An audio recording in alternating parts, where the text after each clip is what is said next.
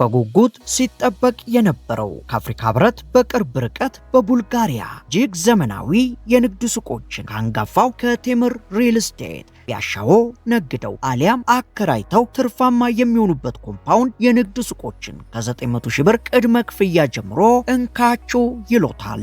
ግራውንድ ፍሎር በ3.5 ሚሊዮን፣ አንደኛ ፎቅ በ2.5 ሚሊዮን፣ ሁለተኛ ፎቅ በ2 ሚሊዮን፣ ሶስተኛ ፎቅ በ1.3 ሚሊዮን እንዲሁም አራተኛና አምስተኛ ፎቅ በ900 ሺህ ብር ቅድመ ክፍያ ብቻ የሱቅ ባለቤት ይሁኑ። በተጨማሪም ከዚህ በፊት በውቢቷ ፒያሳ የንግድ ሱቆችና የመኖሪያ አፓርትመንት ቤቶች ያለቀባቸው ደንበኞቻችን ውስን የንግድ ሱቆችና ዘመናዊ የመኖሪያ አፓርትመንት ቤቶችን እስከ 30% በሚደርስ ልዩ ቅናሽ ከ10% ቅድመ ክፍያ ጋር ይዘንሎት መተናል። ለቢሮ ቀጠሮና ለሳይት ጉብኝት በ0910 57 1868 ላይ ይደውሉ። ኡበር እየሰራ ሳለ በ18 ዓመት ሴት የተገደለው ኢትዮጵያዊ። Tonight, Seattle police detectives are searching for the person who fatally shot a rideshare driver in the Soto neighborhood early Tuesday morning. This is a case I've been following closely for months as prosecutors have been gathering evidence against Nayana Allen Bailey. He was an amazing person, an angel on earth, and now we all have him as an angel. He's a very hardworking person. Somebody who was working at night, driving Uber, and during the day working at the airport. And still a lot of unanswered questions. በአሜሪካ ዋሽንግተን ስቴት ሲያትል ከተማ ውስጥ የሚኖሩ የዲያስፖራው ማህበረሰብና የራይድ ሼር አሽከርካሪዎች አንድ ታታሪ ኢትዮጵያዊ አባት ላይ የተፈጸመው አሰቃቂ ግድያ ልባቸውን ሰብረዋል። የ52 ዓመቱ አማረ ገዳ ለቤተሰቦቹ እንዳለት የሚታይ ጠንካራ ምሰሶ ነበር። ሚስቱንና ሁለት ልጆቹን ለመደገፍ ለ14 ዓመታት ያክል ያለ ረፍት ሁለት ስራዎችን ሲሰራ ቆይቷል። ነገር ግን እንደ አውሮፓውያን አቆጣጠር ኦገስት 8 2023 ላይ ለስራ በወጣበት በሲያትል ሶዶ በተባለ ሰፈር ህይወቱ ባሳዛኝ ሁኔታ ተቀጠፈ። ይህንን ዘግናኝ ድርጊት የፈጸመችው የ18 ዓመቷ ኒያና አለን ቤሊ አማረን ከገደለችው በኋላ ያደረገችው ነገር የሰዎችን ሐዘን ወደ ከፍተኛ ቁጣ ቀይሮታል። አማረ ወድቆ በሞትና በህይወት መካከል ሆኖ ሲታገል፣ እሷ ግን ለሁለት ቀናት ያክል አልተያዘችም ነበር። ቤተሰቦቹ በጭንቀት የሚገቡበት ሲጠፋቸው ገዳይዋ በአንጻሩ ወንጀለኛ አድርገዋል ተብሎ የማይጠበቁ ነገሮችን ስታደርግ ታይታለች። ለመሆኑ በዚያች እኩለ ሌሊት ምን ተፈጠረ? አማረን ለዚህ አሰቃቂ ሞት የዳረገው ምክንያት ምን ነበር? ፖሊሶችስ ይህችን ተጠርጣሪ በምን ጥበብ እጅ ከፈንጅ ያዟት?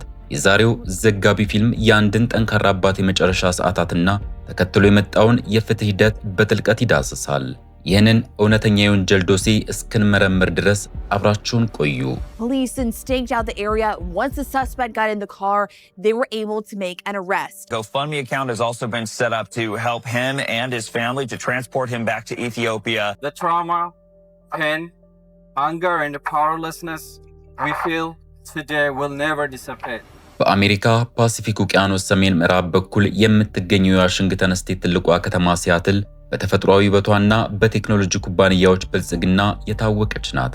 አረንጓዴ በመሆኗ ኤመራልድ ሲቲ እየተባለች የምትጠራው ይህች ከተማ በቀን የንግድና የሥራ እንቅስቃሴ የምትደምቅ በለምለም ተፈጥሮ የተከበበች ስትሆን፣ ፀሐይ ጠልቃ ከተማዋ በጨረቃ ብርሃን ስትሸፈን ግን ሌላ መልክ ትይዛለች።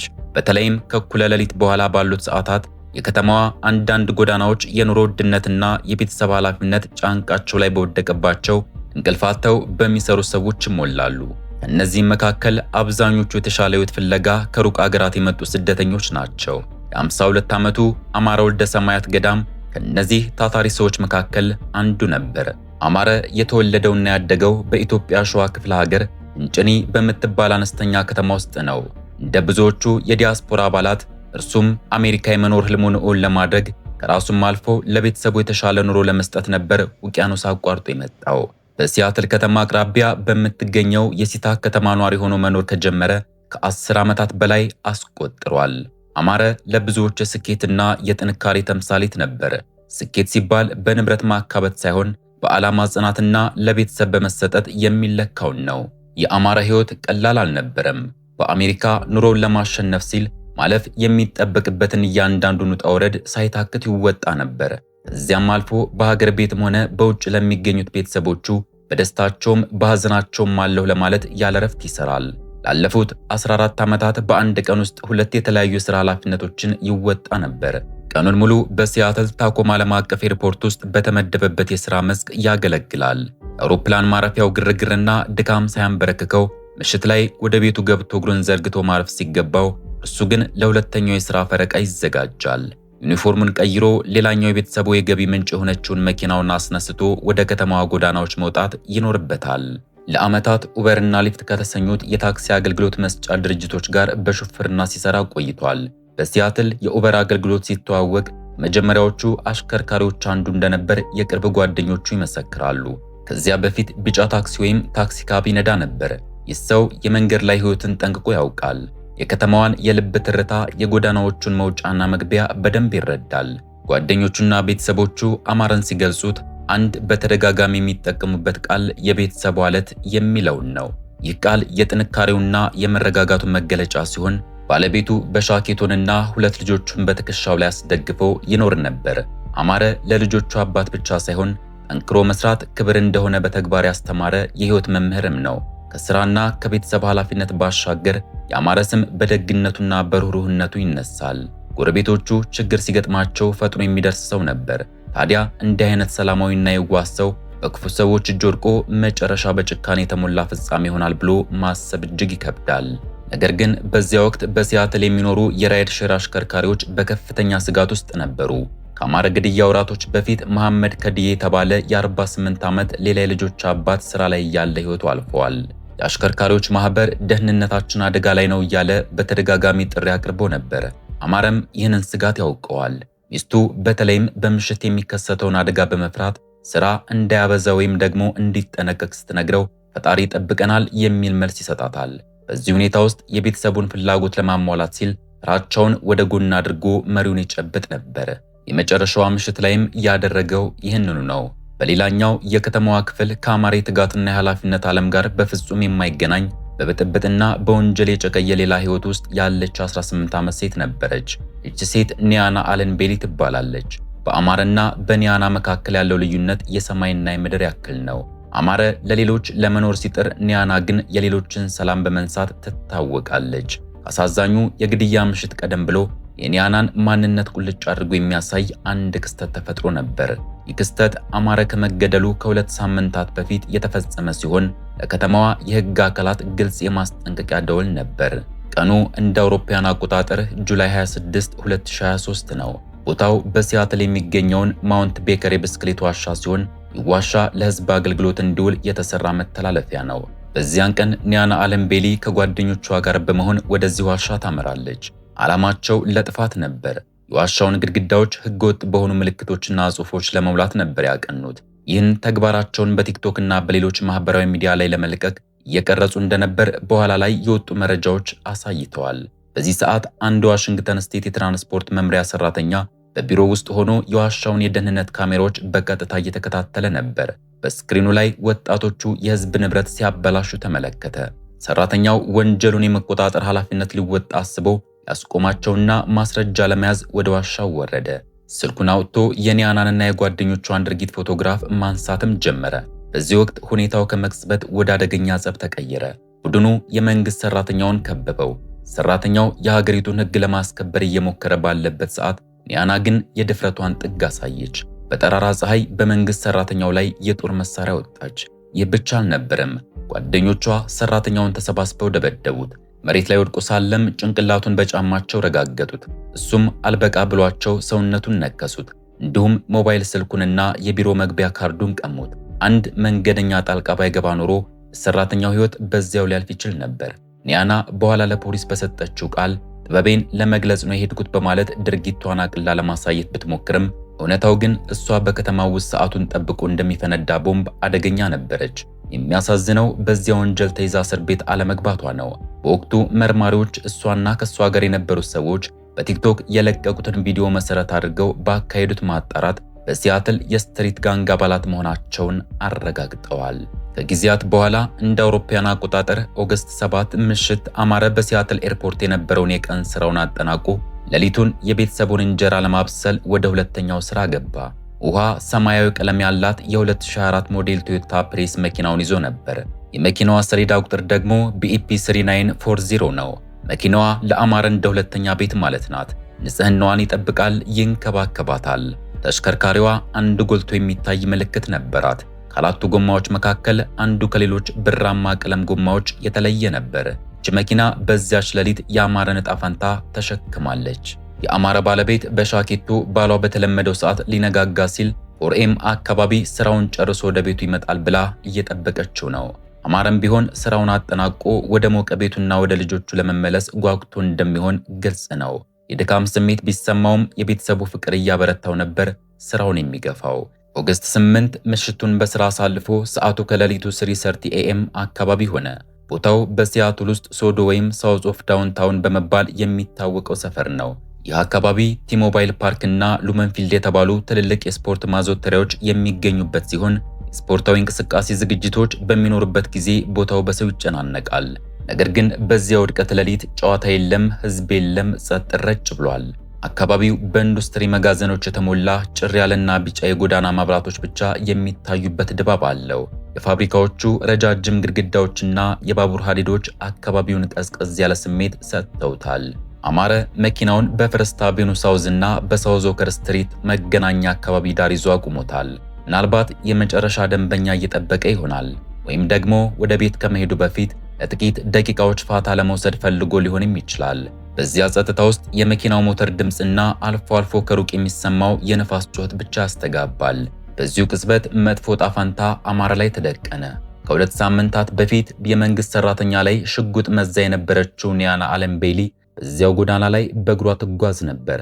ለፖሊስ የሰጠችው ያልተረጋገጠ ቃል እንደሚያመላክተው ከሆነ ዳውንታውን አካባቢ በሌላ ሰው ተደብድባና ተበሳይታ በእግሯ እየተራመደች ወደዚሁ አካባቢ አቅንታለች። በዚያ ድቅድቅ ሌሊት ከመንገዱ ላይ አማረና ኒያና ተገናኙ። ኒያና ቆፍጠን ብላ እየተራመደች ዳሯን ይዛ ወደ ቆመችው ቶዮታ ፕሬስ ተጠጋች። አማረ በመስኮት በኩል አንዲት ወጣት ሴት ወደ እሱ ስትመጣ እየተመለከተ ነበር። ነገር ግን በጨለማ ውስጥ ፊቷን በደንብ ላይ ለየው ይችላል። እርዳታ ፈላጊ መስላውም ሊሆን ይችላል። የኢትዮጵያ ደግነቱ ምናልባት ምን ሆነሽ ነው ብሎ ለመጠየቅ አነሳስቶት ወይም እንደማንኛውም አሽከርካሪ ደንበኛ መስለው ይሆናል። ነገር ግን እርሱ የማያውቀው ነገር ወደሱ እየመጣች ያለችው ሴት ደንበኛ ሳትሆን ሕይወቱን የምትቀማ አውሬ መሆኗን ነበር። በሲያትል ቀዝቃዛ ሌሊት የአማረ ወልደ ሰማያት ገዳይ መጨረሻዎቹ ሰከንዶች መቁጠር ጀምረዋል። በዚህ ሰዓት በአካባቢው የሚገኝ አንድ የባንክ ህንፃ ላይ የተገጠመ የደህንነት ካሜራ በዚያች ሌሊት ሊፈጠር ያለውን የሰው ልጅ ህሊና ሊሸከመው የማይችለውን የጭካኔ ትዕይንት በዝምታ እየቀዳ ነበር። ይህ ካሜራ በኋላ ላይ ለፍትህ ፍለጋ ብቸኛውና ታማኙ ምስክር ሆኖ ይቀርባል ብሎ ማንም አልገመተም። ኒያና አለም ቤሊ ወደ አማረ መኪና ተጠጋች። በኋላ ላይ በፖሊስ ምርመራ ወቅት ስትናገር የታሪኩን አቅጣጫ ለማዛባት ሞክራ ነበር። የመኪናውን መስታወት አንኳኩቼ ጉዳት ስላደረሰብኝ ወደ ሕክምና ወሰደኝ ብዬ ለመንኩት። እሱ ግን ከመኪናው ወርዶ ትከሻዬንና እጆቼን በመያዝ ሊያንገላታኝ ሞከረ። ለ2 ደቂቃዎች ያክል ታገልኩት። በመጨረሻም ራሴን ለመከላከል ስል ተኮስኩበት በማለት የውሸት ታሪክ ፈጥራ ነበር። ይህን ስትናገር ድርጊቷን ራሷን ለመከላከል እንደወሰደች እርምጃ በማቅረብ ከተጠያቂነት አመልጣለሁ የሚል ሙሉ መተማመን ነበራት። ነገር ግን የባንኩ የደህንነት ካሜራ ቪዲዮ ከዚህ ፍጹም ተቃራኒ እጅግ የሚያስደነግጥ እውነት ይዟል። ቪዲዮ እንደሚያሳየው አማረ ከመኪናው ከወረደ በኋላ በእግሩ መሬት ላይ ቆሞ የነበረው ለቅጽበት ያክል ብቻ ነው። የ2 ደቂቃ ትግል የሚባል ነገር አልነበረም። በአጠቃላይ ወደ መኪናው መስኮት ከደረሰች በኋላ 7 ሰከንዶች ብቻ ነው በሕይወት የቆየው። መጀመሪያው 3 ሰከንዶች አማረ ከመኪናው ወረደ። በቀጣይ ባሉት 3 ሰከንዶች ደግሞ ኒያና አንዳችም ማመንታት ሳይታይባት ሽጉጧን መዘዘች። በመጨረሻም ጣቷን በሽጉጡ ቃታ ላይ አሳረፈች። በዚያ ቅጽበት አንድ የተኩስ ድምፅ የሌሊቱን ጸጥታ ሰነጠቀው። ጥይቱ የአማረ ደረት ላይ አረፈ። ያ ለቤተሰቡ ተስፋ፣ ለጎረቤቶቹ ደስታ፣ ለልጆቹ መልካም አባት እንዲሁም ለሚስቱ መደገፊያ ዓለት የነበረው ኢትዮጵያዊ በዚያ ሌሊት አስፋልት ላይ ተዘረረ። በ7 ሰከንድ ውስጥ የ10 ዓመታት የአሜሪካ ህልም አከተመ። በዚያች አፍታ ውስጥ 2 ሕፃናት ልጆች አባት አልባ ሆኑ። አማረ መሬት ላይ ወድቆ ደሙ በሲያትል ጎዳና ላይ እየፈሰሰ የመጨረሻውን እስትንፋስ ለመውሰድ እየታገለ ነበር። ነገር ግን ቀጥሎ የተፈጠረው የሰው ልጅ ጨካኝነት ምን ያክል ጥግ ሊደርስ እንደሚችል የሚያሳይ ነው። የኒያና አለም ቤሊን ፊት ለተመለከተ እንኳን ሰው ጉንዳን የገደለች አትመስልም። ምንም አይነት ጸጸት አይታይባትም። ከተኮሰች በኋላ ወድቆ የሚያቃስተውን ሰው እርዳታ እንዳያገኝ ትታ የግዴለሽነት እርምጃዋን ቀጠለች። አማረን እዚሁ አስፋልት ላይ በሕይወትና በሞት መካከል እያለ ተራምዶ አለፈች። ዓላማዋ ንብረት መዝረፍ እንጂ ሌላ ምንም አልነበረም። ቀጥታ ወደ ውሃ ሰማያዊ ቶዮታ ፕሪስ መኪና ገባች። የአማረን የሰውነት ሙቀት ያለቀቀ ወንበር ላይ ተቀመጠችበት። እዚያም መኪናውን አስነሳች። በፍጥነት እየነዳች ከቦታው ስትሰወር አንድ የመጨረሻ ጭካኔ የተሞላበት ተግባር ለመፈጸም አሰበች። የአማረን ሞባይል ስልክ ተመለከተች። ይህ ስልክ አማረ ከቤተሰቡ ጋር የሚገናኝበት፣ ልጆቹ አባታቸውን የሚጠይቁበት ብቸኛው መስመር ነበር። ኒያና የመኪናውን መስኮት ከፍታ ስልኩን ወደ ውጭ ወረወረችው። ይህን ያደረገችው ፖሊሶች በስልኩ አማካኝነት ክትትል እንዲያደርጉባት በማሰብ መሆኑ ግልጽ ነው። ስልኩ ሲወድቅ የአማረ ቤተሰብ ከአባታቸው ጋር ሊኖራቸው የሚችለው የመጨረሻው መንገድ ተቋረጠ። በዚህ ሰዓት በአካባቢው የነበረ አንድ ምስክር የተኩስ ድምፅ ሰምቶ ነበር። በመስኮቱ ሲመለከት አንድ መኪና በፍጥነት ሲሄድ አየ። ቀጥሎም መሬት ላይ አንድ ሰው ወድቆ ተመለከተ። ወዲያው ወደ 911 በመደወል ሰው መሬት ላይ ወድቋል፣ በደም ተጥለቅልቋል ብሎ ሪፖርት አደረገ። የሲያትል ፖሊስና የሕክምና ቡድን ደቂቃዎች ሳይፈጁ ወደ ቦታው ደረሱ። የሕክምና ባለሙያዎች የአማረን ሕይወት ለማትረፍ ከፍተኛ ጥረት እያደረጉ ነበር። ነገር ግን የተተኮሰበት ጥይት ወሳኝ የሰውነት ክፍሎችን ስለጎዳ ሕይወቱን ማዳን ቀላል ሊሆን አልቻለም። አማረ ወልደ ሰማያት ገዳ ለስራ በወጣበት እዚያው ጎዳና ላይ ሕይወቱ ማለፉ ተረጋገጠ። ይህ በእንዲህ እንዳለ የሲታ ከተማ ጀንበር ለመውጣት እየተዘጋጀች ነበር። ሰዓቱ ከሌሊቱ 4 AM አልፏል። የአማረ ባለቤት በሻኪቶ የባሏን መኪና ድምፅ ለመስማት ጆሮዋን ቀስራለች። ነገር ግን የተለመደው የቶዮታ ፕሬስ ድምፅ አልተሰማም። ስልክ ብትደውልም የሚመልስ የለም። ጭንቀት ቤቱን ወረረው። ምን ሆኖ ይሆን? መኪናው ተበላሽቶበት ይሆን? የሚሉ ጥያቄዎች አእምሮዋን ሰላም ነሱት። ደቂቃዎች ወደ ሰዓታት ተቀየሩ። ፀሐይዋም ወጣች። ነገር ግን የአማረ ድምፅ አልተሰማም። እሱን የበላው ጅብ አልጮህ አለ። በሌላ በኩል ገዳይዋ ኒያና አለን ቤሊ የሰረቀችውን መኪና ይዛ ጉዞ ጀምራለች። ይህ ጉዞ ለቀጣዮቹ 2 ቀናት ተኩል የሚቀጥልና የሰዎችን ሕሊና የሚያደማ ነበር። ኒያና ከግድያው ስፍራ በፈርስት አቬኑ ሳውዝ አድርጋ ስፖኪን ስትሪትን አቋርጣ ወደ ውስጥ ሲያትል አመራች። የአማረ አስክሬን በሲያትል የሕክምና ክፍል ውስጥ በዶክተሮች ምርመራ ሲደረግበት፣ ኒያና ግን በነፃነት መኪናውን እየነዳች ነበር። ቀጣዮቹ ቀናትም ለኒያና ፍጹም መደበኛ ነበሩ። አንድ ሰው እንደገደለች፣ አንድ ቤተሰብ እንዳፈራረሰች የሚያሳይ ምንም አይነት የጸጸት ምልክት አይታይባትም ነበር። በመጀመሪያ በስካዩ አካባቢ ወደሚኖሩት እናቷና ወንድሟ ቤት ሄደች። የሰረቀችውን መኪና ይዛ ቤተሰብ መጠየቅ መቻሏ ምን ያህል ድፍረትና ግዴለሽነት እንዳላት ያሳያል። እዚያ ምን እንዳደረገች በግልጽ አይታወቅም። ምናልባት መኪና ገዛሁ ብላ ዋሽታም ሊሆን ይችላል። ከዚያም ወደ ሬነር ቢች አመራች። ይህ አካባቢ ለኒያና ተመራጭ መዝናኛ ቦታዋ ነበር። እዛ በመሄድ አደንዛዥ እጽ ገዛች። የአማረ ደም ለመፍሰሱ ምክንያት የሆነው መኪና ውስጥ ሆና አደንዛዥ እጹን አጨሰች። በአንጻሩ የአማረ ሚስት ከፖሊሶች ድንገት የሰማችው ባለቤትሽ ሞቷል የሚለው መርዶ ድንጋጤው ጤናዋን አቃወሰው። በዚህም የተነሳ ሆስፒታል ገባች። ኒያና ግን ልቧ እስኪጠፋ ስትዝናና ነበር። ይህ ብቻ አልነበረም። የኒያና የክፋት ጥግ የታየው በቀጣዩ ተግባሯ ነው። ኬንት ወደ ተባለው ከተማ ጸጉሯን ለመሰራት አቀናች።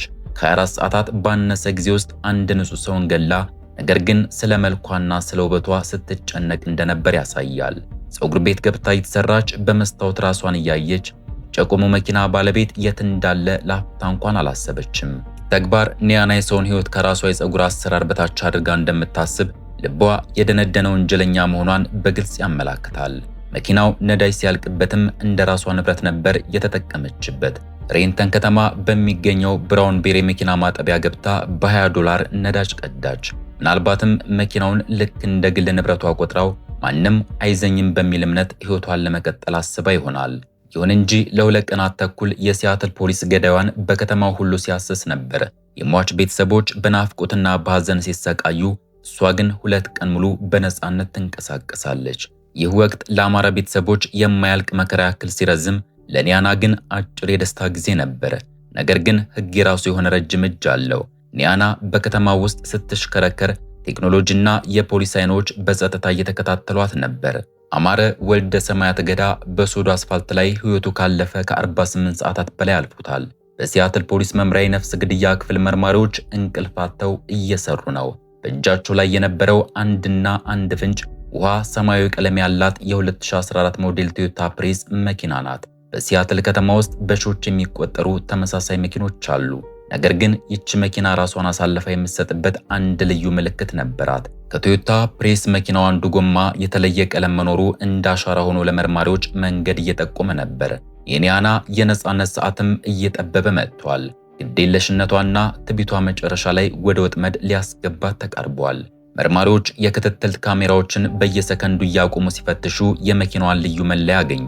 ከአራቱ ጎማዎች መካከል አንዱ የጎማ የውጭኛው ክፍል ሪም ከሌሎቹ የብራማ ቀለም ካላቸው ሪሞች የተለየና የማይመሳሰል ነበር። እቺ ትንሽ ፍንጭ ገዳዩን ለመያዝ ቁልፍ ሆነች። እንደ አውሮፓውያን አቆጣጠር ኦገስት 10 2023 በዕለተ ሐሙስ ከሰዓት በኋላ 4 ፒኤም አካባቢ ነገሮች ተገለባበጡ። በሲያትል ሳውዝ ሌክ ዩኒየን በዴኒ ፓርክ አቅራቢያ ሞቅ ያለ ድባብ ይታያል። በዚያ ቀን በመንገድ ላይ የጎዳና ላይ ድግስ እየተካሄደ ነበር። ሰዎች እየተዝናኑ፣ ሙዚቃ እየተሰማ፣ ሕይወት በደስታ ቀጥላለች። በዚህ ሁሉ ግርግር መካከል ገዳይዋ ኒያና አለን ቤሊ ያንን የዘረፈችውን መኪና ይዛ ስፍራው ላይ ተገኘች። ኒያና በዚያን ወቅት ምን ያክል ግዴለሽና ለሕግ የበላይነት ንቀት እንደነበራት የሚያሳየው መኪናውን ያቆመችበት መንገድ ነበር። መንገዱ ለድግሱ ተዘግቶ ሳለ እሷ ግን መቆም ክልክል ነው የሚል ምልክት ባለበት በ9ኛ አቬኑና በጆን ስትሪት መገናኛ ላይ መኪናውን ጥላ ሄደች። ፖሊሶች መጀመሪያ ይህንን መኪና የተመለከቱት እንደ ተራ የትራፊክ ሕግ የተላላፊ ተሽከርካሪ ነበር። ነገር ግን ታርጋ ቁጥሩን ወደ ፖሊስ መረጃ ቋት ሲያስገቡት የተገኘው ውጤት አስደንጋጭ ነበር። መኪናው የነፍስ ግድያ ወንጀል የተፈጸመበትና የተሰረቀ ተሽከርካሪ ነው የሚል መረጃ ተመለከቱ። ከዚያም ፖሊሶች የካሜራ ቅጅ መረጃን በመጠቀም ከግድያው በፊት ያደረገችውን እንቅስቃሴ ተከታትለው በቲሞባይል ፓርክ ምዕራባዊ ክፍል እንደነበረች አረጋገጡ። ወዲያውኑ የሲያትል ፖሊስ ልዩ ቡድን አካባቢውን ከበበው። መኪናውን በግድ ከመክፈት ወይም ከመጎተት ይልቅ ታጋሽነት የተሞላበት ስልት መጠቀምን መረጡ። የሚያልፍ የሚያገድመውን ሰው በጥንቃቄ የሚያዩ መርማሪዎች ሲቪል ለብሰው መከታተል ጀመሩ። በመኪናዎች ውስጥና በህንፃዎች ጥግ ተደብቀው አሽከርካሪዋ እስክትመለስ ድረስ መጠበቅን ተያያዙ። ነብር የዋህ ርግቦችን አድብቶ እንደሚበላ ሁሉ ሕግም ገዳይዋን ሊያጠምዳት በተጠንቀቅ ቆሟል። ብዙም ሳይቆይ ኒያና አለን ቤሊ ወደ መኪናው ተመለሰች። አሁንም ምንም አይነት የፍርሃት ምልክት የለባትም። ልክ እንደ ራሷ ንብረት ወደ ውሃ ሰማያዊ ቶዮታ ፕሬስ ተጠጋች። የመኪናውን በር ልትከፍት እጇን ስትሰድ የፖሊስ ሳይረን ጮኸ። መርማሪዎች ከየአቅጣጫው ወጡ። ኒያና ለማምለጥ የምትሞክርበት ፋታ አልነበራትም። እጅ ከፈንጅ ተያዘች። የንጹህ ሰው ደም እንዳቅበዘበዛት ገዳይዋ በቁጥጥር ስር ዋለች። ፖሊሶች የተሰረቀውን መኪና ሲፈትሹ በሹፌሩ መቀመጫ ስር የተደበቀ የጦር መሳሪያ አገኙ። ሽጉጡ ላይ የደም ፍንጣቂ ነበረበት። በቀጥታም ወደ ኪንግ ካውንቲ እስር ቤት ተወሰደች። በምርመራ ክፍል ውስጥ በጠረጴዛው ዙሪያ የነበረው ውጥረት ከባድ ነበር። ኒያና መጀመሪያ ላይ ወንጀሉን ለመካድ ሞከረች። መኪናውን የገዛሁት ኦፈርአፕ ከተባለ መተግበሪያ ላይ ነው ብላ ያዙኝ ልቀቁኝ አለች። ይህ በጣም የተለመደና በቀላሉ ውሸት መሆኑ የሚታወቅ ማምለጫ ዘዴ ነው። መርማሪዎች ይህንን ውሸት በሰከንዶች ውስጥ ደረሱበት። ለዚህም የስልክ ልውውጥ አለመኖሩንና ለመኪና ግዢ የዋለ የገንዘብ ልውውጥ እንዳላደረገች በማረጋገጥ አጣብቂኝ ውስጥ አስገቧት። ውሸቱ ሲጋለጥባት ኒያና ስልቷን ለመቀየር አሰበች። ይህኛው ስልት ደግሞ የሞተውን ሰው ወንጀለኛ ማድረግ ነው። አዎ እዛ ነበርኩ አለች፣ አይኖቿን እያቁለጨለጨች። ግን እኔ ተጎጂ ነኝ። ዳውንታውን አካባቢ አንድ ሰው ደብድቦኝ እየሮጥኩ ወደ ሶዶ ስመጣ በመኪናው ውስጥ አንድ ሰው አየሁና እርዳታ ለመጠየቅ መስታወቱን አንኳኳሁ። እሱ ግን ከመኪናው ወርዶ ሊይዘኝ ሞከረ። ትከሻዬንና እጆችን ይዞ ማንገላታት ጀመረ። ለ2 ደቂቃዎች ያክል ታገልኩት። በመጨረሻም ራሴን ለማዳን ስል ሽጉጡን አውጥቼ የተኮስኩበት በማለት ተናገረች። ኒያና በሰጠችው ቃል መሰረት በታገለችበት ወቅት መሳሪያውን እንደጣለች ከዚያም እንደገና እንዳነሳችውና በኋላም አማረን እንደተኮሰችበት ገልጻለች። የተናገረችው እውነት ቢሆን ኖሮ ምናልባት ራሷን ለመከላከል ያደረገችው ነው ተብሎ ሊታይላት ይችል ነበር። ነገር ግን ኒያና ያላወቀችው መርማሪዎቹ በእጃቸው ያዙት ሊካድ የማይችል ምስክርነት ነበር። መርማሪው የላፕቶፕ ኮምፒውተሩን ወደ እሷ አዙሮ ይህንን ተመልከች አላት። በስክሪኑ ላይ የሳውዝ ኦፍ ዳውንታውን የባንክ ካሜራ የቀረጻት ምስል መታየት ጀመረ። ቪዲዮ ሲጀምር አማረ መኪና ውስጥ ተቀምጧል። እዚያም ኒያና ወደ እርሱ ስትመጣ ከመኪናው ይወርዳል። ምንም ንግግር የለም። ምንም ትግል አልነበረም። በ7 ሰከንዶች ልዩነት ውስጥ አማረ ተተኩሶበት ወደቀ። የ2 ደቂቃ ትግል የሚባለው የኒያና ታሪክ ፍጹም ፈጠራ መሆኑ ተረጋገጠ። ከዚህም በላይ ፖሊሶች ኒያናን ሲዋት ሰውነቷ ላይ ምንም አይነት የድብደባ ምልክት ወይም ጭረት እንኳን አልነበረባትም። በገዛ ውሸቷ ነገሩን አወሳሰበችው። የእምነት ክህደት ቃሏ ከማስረጃው ጋር ተዳምሮ በአንደኛ ደረጃ የነፍስ ማጥፋት ወንጀል እንድትከሰስ አደረጋት። የፍርድ ሂደቱ ሲጀምር የኪንግ ካውንቲ ፍርድ ቤት አዳራሽ በሐዘን ድባብ ተሞልቶ ነበር። የአማረ ቤተሰቦች፣ ጓደኞቹና የሲያትል ራይድ ሼር አሽከርካሪዎች አዳራሹን ሞልተውታል። ዳኛዋ ሬቤካ ሮበርትሰን የኒያናን የቀድሞ የወንጀል ታሪክ በተለይም በመንግስት ሰራተኛ ላይ የፈጸመችውን በሽጉጥ የማስፈራራት ወንጀልና የአሁኑን ድርጊቷን ከግምት ውስጥ በማስገባት ለሕዝብ ደህንነት አደገኛ መሆኗን ገለጹ። ዋስትና መብቷም $2 ሚሊዮን እንዲሆን ተወሰነ። ኒያና በፍርድ ሂደቱ ላይ ተገኝታ የአማረ ቤተሰቦችን ሐዘን አልተመለከተችም። አሁን ከዚያ ሁሉ የመከራ ቀናት በኋላ የቀረው ባዶ ቤትና የተሰበረ ልብ ነው። የሲያትል ራይድ ሼር አሽከርካሪዎች ማህበር ስራ አስፈጻሚ አህመድ ሙሚን እንደገለጹት ይህ ግድያ በአሽከርካሪዎች ላይ ከፍተኛ ስጋት ፈጥሯል። በ6 ወራት ውስጥ ይህ ሁለተኛ ግድያ ሲሆን አሽከርካሪዎች ስራ ለመውጣት ፈርተዋል ሲሉ ተናግረዋል። የትራንስፖርት አገልግሎት የሚሰጡ ሹፌሮች ለደህንነታቸው ዋስትና እያጡ መምጣታቸው የከተማዋን አስተዳደር በእጅጉ አሳስቦታል። የመጨረሻውና እጅግ ልብ የሚነካው ምዕራፍ አማረ የቀብር ስነ ስርዓት ነበር። በጎፈንድሚ አማካኝነት ቤተሰቦቹና የዲያስፖራው ማህበረሰብ ባደረጉት የገንዘብ ማሰባሰብ የአማራ አስክሬን በክብር እንዲቀበር ወደ ትውልድ ሀገሩ ኢትዮጵያ ተላከ።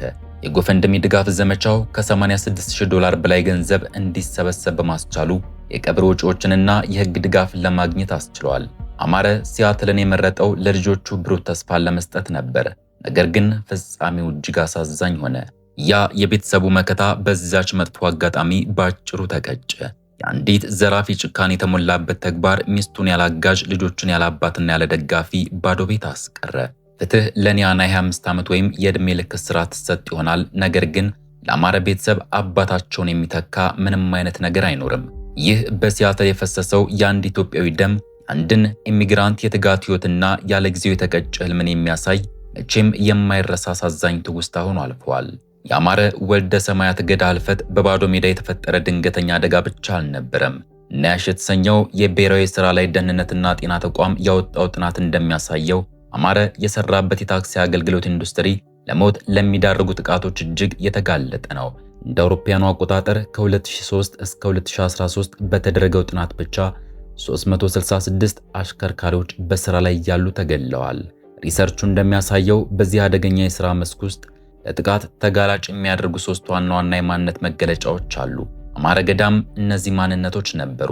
በጥናቱ መሰረት በኢንዱስትሪ ውስጥ ጥቁር አሽከርካሪዎች ከነጭ አሽከርካሪዎች ይልቅ የመገደል ዕድላቸው በ2.3 እጥፍ እየሰፋ ነው። እንዲሁም በዚህ ኢንዱስትሪ ውስጥ ከሚከሰቱና በብዛት ሞት ከሚያስከትሉ ጥቃቶች አብዛኞቹ ከምሽቱ 3 ሰዓት እስከ ጧቱ 1 ሰዓት ባለው ጊዜ የሚከሰቱ መሆናቸውንና 82 በመቶ የሚሆኑት ወንጀሎች የጦር መሳሪያን በመጠቀም የሚደርሱ መሆናቸውን ያመለክታል። ከዚህ ባለፈም ወንዶች ደግሞ ከሴቶች በ6.1 እጥፍ ለሞት የተጋለጡ ናቸው ይላል። በዚህ ጥናት መሰረት አማረ ጥቁር ወንድ በመሆኑ ለጥቃት የመጋለጥ ዕድሉ ትልቅ መሆኑ አያጠያይቅም። ነገር ግን በጥናቱ ውስጥ አንድ አስገራሚና የዚህን ታሪክ አሳዛኝነት የሚያጎላ ግኝት አለ። በአሜሪካ ከተወለዱ አሽከርካሪዎች ይልቅ እንደ አማረ ያሉ ከሌላ ሀገራት የመጡ አሽከርካሪዎች በአንጻራዊነት ዝቅ ያለ የሞት ተጋላጭነት ነበራቸው።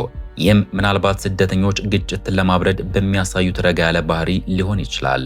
ነገር ግን የአማረ ገዳይ ባህሪን ወይም ንግግርን የምትሰማ አልነበረችም። የ7 ሰከንድ የጭካኔ እርምጃዋ የግኝት ተአማኒ እንዳይሆን ሊያደርገው ይችላል።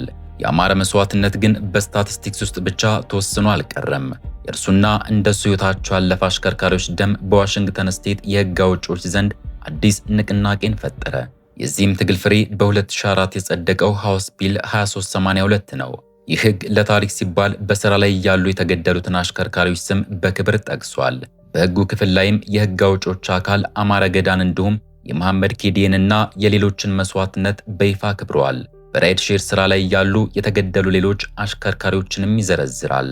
እነሱም በዋሽንግተን ስቴት ኪንግ ካውንቲ ውስጥ በሚገኙት ሬንተንና ኢሳኳ ከተሞች እንደ አውሮፓውያን አቆጣጠር በጃንዋሪ 2023 ተተኩሶበት የተገደለው መሐመዱ ካባና በዲሴምበር 2020 ተወግቶ የተገደለው ቸርኖ ሲሲ ናቸው።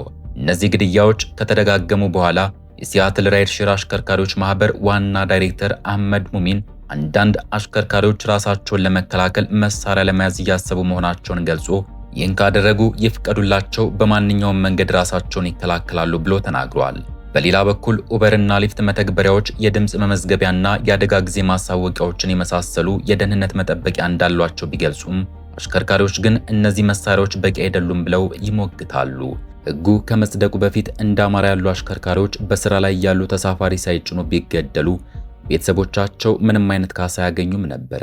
ምክንያቱም ተሳፋሪ ከሌለ ስራ ላይ አይደሉም የሚል የተሳሳተ ትርጓሜ ስለነበረ ነው። ሕጉ ግን ይህንን ክፍተት ደፈነው። አሁን አሽከርካሪው የሥራ መተግበሪያ አፕሊኬሽን ዝግጁ አድርጎ እስካለ ድረስ ጉዳት ቢደርስበት ቤተሰቡ የሞት ካሳና የገቢ ዋስትና ያገኛሉ። ምንም እንኳን የብሔራዊ ሥራ ላይ ደህንነትና ጤና ተቋም ጥናት ካሜራዎችና የመኪና ውስጥ መከላከያ ግድግዳዎች ከአደጋ እንደሚጠብቁ ቢጠቁሙም የበርካታ አሽከርካሪዎችን ሕይወት መታደግ አልቻለም። ዋሽንግተን ስቴት የወሰደው እርምጃ ግን ቤተሰብን በመታደግ ላይ ያተኮረ ነበር። የአማረ ሚስት ባሻ ኬቶና ልጆቹ ባሏንና አባታቸውን መልሰው ማግኘት አይችሉም። ነገር ግን በአማረና በሌሎች ተጎጂዎች ስም የጸደቀው ይህ ሕግ ወደፊት ለሚመጡት በሺዎች የሚቆጠሩ የአሽከርካሪ ቤተሰቦች ዋስትና ሆኗል። አማረ ወደ አሜሪካ የመጣው ለቤተሰቡ የተሻለ ሕይወት ለመስጠት ነበር። በመጨረሻም ሕይወቱ አልፎ እንኳን ለሌሎች ቤተሰቦች መከታ የሚሆን ሕግ እንዲፈጠር አድርጓል።